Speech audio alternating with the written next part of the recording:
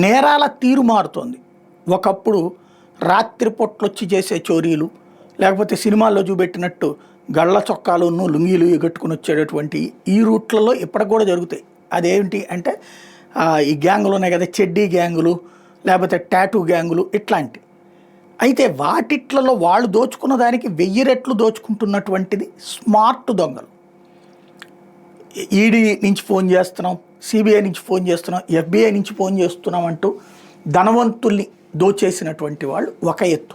ఇంగ్లీష్లో మాట్లాడి ఇంగ్లీష్లో తిడుతూ ఫైనల్గా మన చేతన డబ్బులు కట్టించేటటువంటి ఒక చీటింగ్, ఇదొకటి నడుస్తున్నది. తద్వారా వందలు కాదు 1000 కోట్ల రూపాయలు దోచేశారు ఇప్పటికే. ఇప్పుడు ప్రభుత్వం అందుకనే ఫోన్ చెయ్యగానే ఫస్ట్ ఆ ఎలర్ట్తోనే బిగిన్ అవుతుంది మనకి. ఆ విధమైన కాలర్ ట్యూన్స్ పెట్టుకొచ్చారు.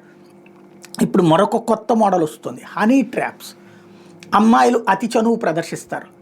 వయసు పెరిగిన తర్వాత అంటే యంగ్స్టర్లుగా ఉన్న అబ్బాయిలు పడిపోతారు. వయసు పెరిగినటువంటి మధ్య వయస్కులు, వృద్ధులు కూడా ఆడపిల్ల వచ్చి చనువుగా మీద పడతంటే అదేదో తమకి ఈ మధ్య కాలంలోనే మంచి రోజులు వచ్చినాయి అన్నటువంటి ఫీలింగ్ అవుతారు. చనువు పెంచుకుంటారు. ఇలా చనువు పెరిగాక చనువుగా ఉన్న ఫోటోలు తీసి దాన్ని అడ్డు పెట్టుకుని బ్లాక్మెయిల్ చేసేటటువంటి కాన్సెప్ట్ బెంగళూరులో అట్లాంటిదే జరిగింది.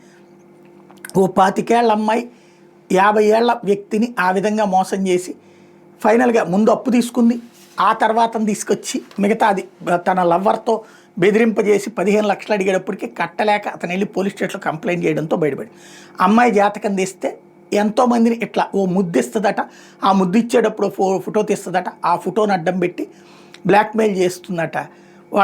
తన లవ్వర్తో బెదిరించి డబ్బులు చాలామంది దగ్గర వసూలు చేసిందట. ఇట్లాంటి ఎస్పెషల్లీ పట్టణ ప్రాంతాల్లో, నగర ప్రాంతాల్లో ఎక్కువగా జరుగుతోంది.